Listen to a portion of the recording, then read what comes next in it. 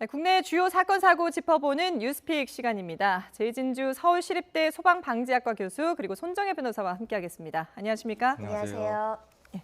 자, 먼저 첫 번째 주제 확인해 보시죠. 무자격자가 강릉 펜션에 보일러를 설치했다라는 소식이 계속해서 전해지고 있는데요. 자, 이와 관련해서 먼저 관계자의 얘기를 들어보고 얘기 이어가겠습니다. 보일러도 우편 배송만 받았다는 거 아니에요? 본인이 설치했다는 거잖아요. 건물주가 한 거예요? 이 영업? 건물주죠. 가스 시설업 같은 경우는 그렇게 해야 되는 걸로 알고 있어요. 확인해보니까 그 업체는 뭐 등록이 안 됐다라는 말씀을 드렸던 부분이었고요. 예, 그러니까 가스 보일러는 건물주가 직접 구매를 했고 이 시공은 무자격자에게 맡겼다 이런 얘기인 거죠? 네, 그렇습니다. 예. 구체적으로 좀 설명을 해주실까요? 어떻게 된 상황인지요? 예. 보일러는 누구든지 임의로 자기가 구매할 수 있겠지요. 예. 그래서 설치하는 것은 관련 규정에 의해서 유자격자가 안전하게 설치를 해야 된다는 취지로 보이는데요. 네네.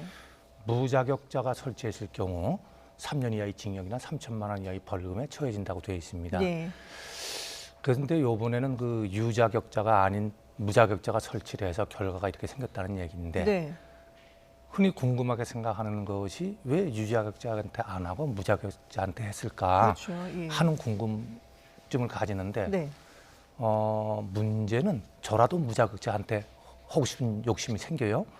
왜 그런가요? 자격을 가진 사람한테 주면 30여만 원 시공비를 줘야 되는데 네네. 자격 없는 사람한테 하면 10만 원이면 되거든요. 예. 그러니까 거기에 대해서 이제 페널티가 있겠지만은 그래서 문제는 네. 유자격자가 하는 것이냐 무자격자가 하는 것이냐 이것이 문제가 아니라 유자격자가 했으면 얼만큼 안전하게 하는 것이냐라는 데 포커스를 맞춰야 될 것 같아요. 네네.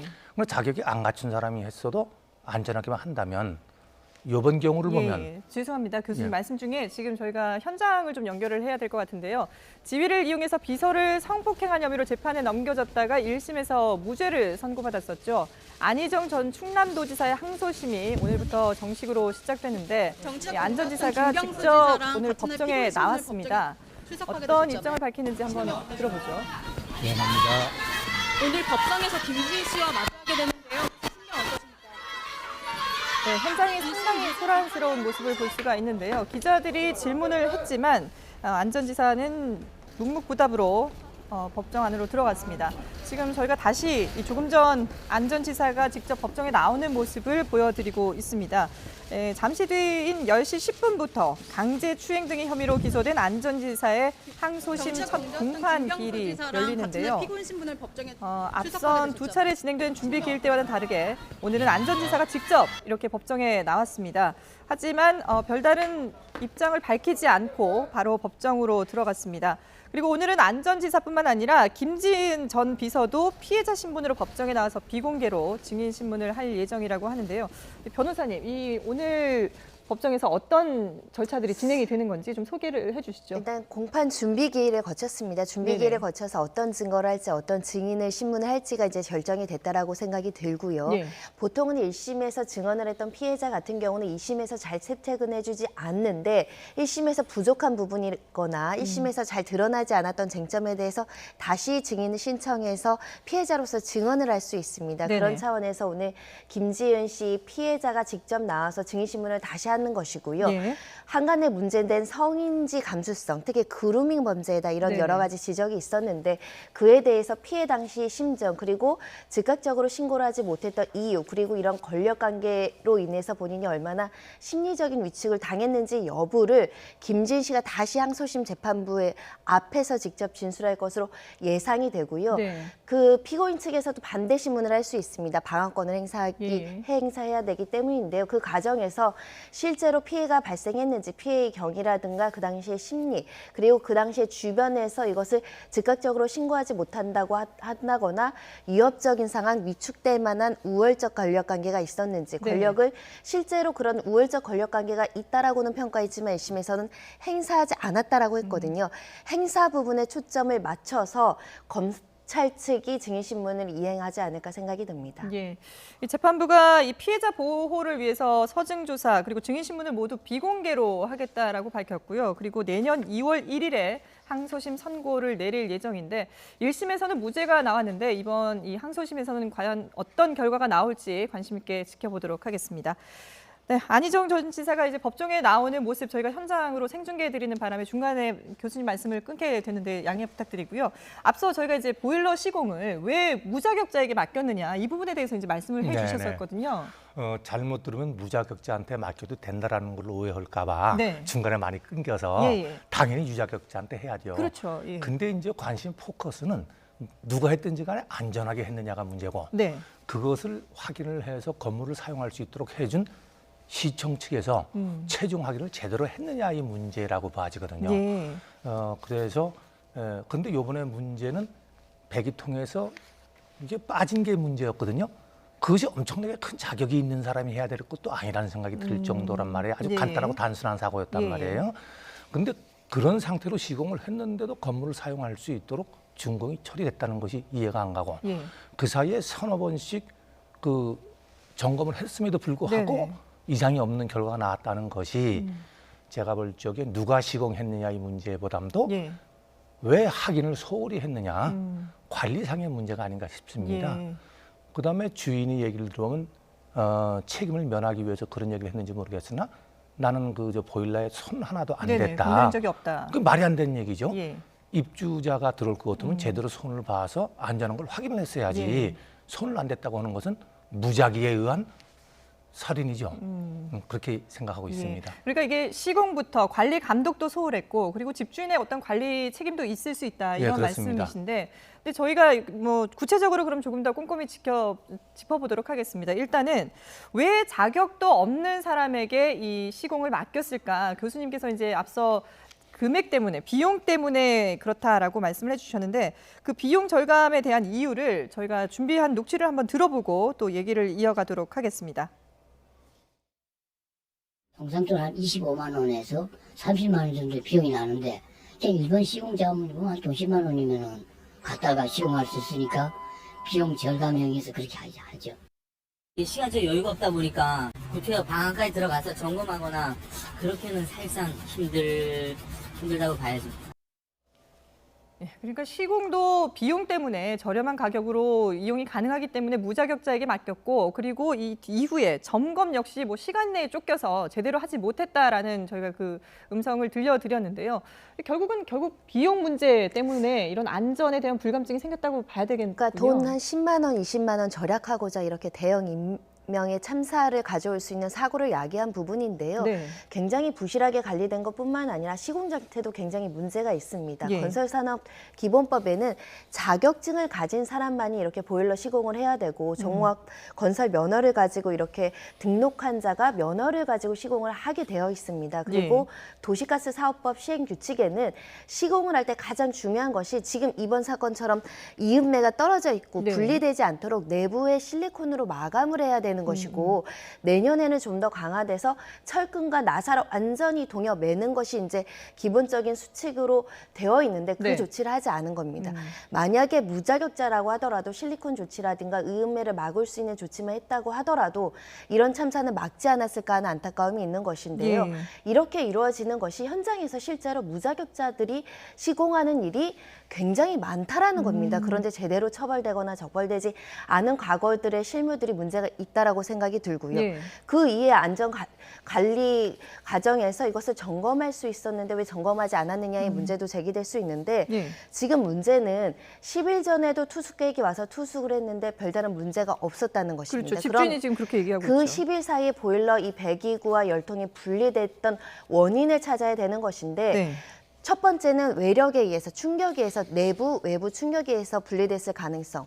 두 번째는 사람이 인위적으로 이것을 분리했을 가능성. 두 네. 가지를 놓고 이제 수사가 벌어져야 되는데 전문가들의 의견에 따르면 내부의 충격, 그러니까 연료가 연소하면서 그 여러 가지 충격에 의해서 네네. 벌어질 수도 있다라는 겁니다. 안전에 의해서 벌어질 수 있다. 실리콘으로 이음매를 단단하게 했어야 되는데 네. 그게 원인인지 아니면 외부에서 다른 사람들이 이것을 만져서 이렇게 네. 어긋난 가능성이 있는지를 검토하기 위해서 현재 이 보일러를 국가수에 보내서 지문 감시까지 해서 혹시 다른 사람이 손을 댔는지 여부까지 확인을 한다라고 하는데 네. 이 모든 것이 사실 사후적인 조치라서 그렇죠. 사실 동일한 어떤 사건이 발생할 가능성은 여전히 많다라는 것을 다시 지적해야 될 것 같습니다. 그러니까 지금 경찰도 이 보일러의 이음새 부분이 언제, 왜 떨어졌는지, 왜 분리가 됐는지를 이제 밝히기 위해서 수사를 하고 있는 상황이고요. 그리고 이제 무자격자가 보일러 시공을 한 부분에 대해서도 들여다보고 있는데 앞서 그 법적 처벌 부분을 말씀해 주셨는데 조금 더 구체적으로 저희가 준비한 그래픽과 함께 좀 설명을 해 주시면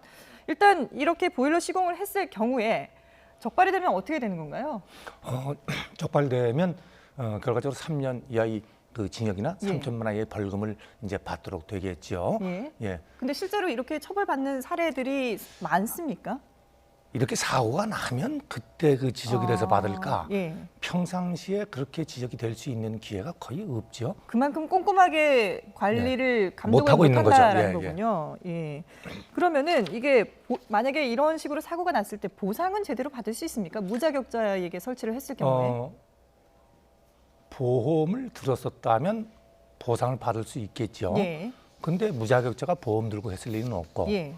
그다음에 주택의 주인이 또 혹은 입주자가 사고를 당하면 뭐 어떻게 한다는 보험을 들었을 개연성은 있지만 그 역시 신뢰성도 없어 보입니다. 예. 결국 못 받는다는 예. 얘기겠죠. 그러니까 원래는 유자격자가 정식으로 이렇게 보일러를 설치를 한다면은 그 이후에 보험 가입까지도 하게끔 돼 있다고 하더라고요. 보통은 협회가 있습니다. 예. 그 협회에서 단체에서 하는 보험증권이 발행이 되고 그 보험의 범위로 이제 보험 혜택을 받을 수 있는데 네.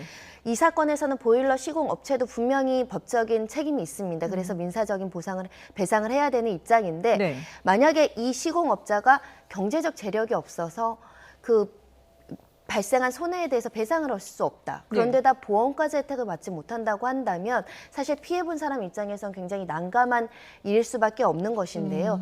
그렇기 때문에 유자격자에 의해서 보험이 들어있는 협회에 정식적으로 등록되어 있는 업체에게 시공을 반드시 맡기셔야 되는데 네. 10만 원, 20만 원 절약하시려다가 나중에 추후에 정말 대비할 수 없는 큰 손해를 감수할 수도 있습니다. 예.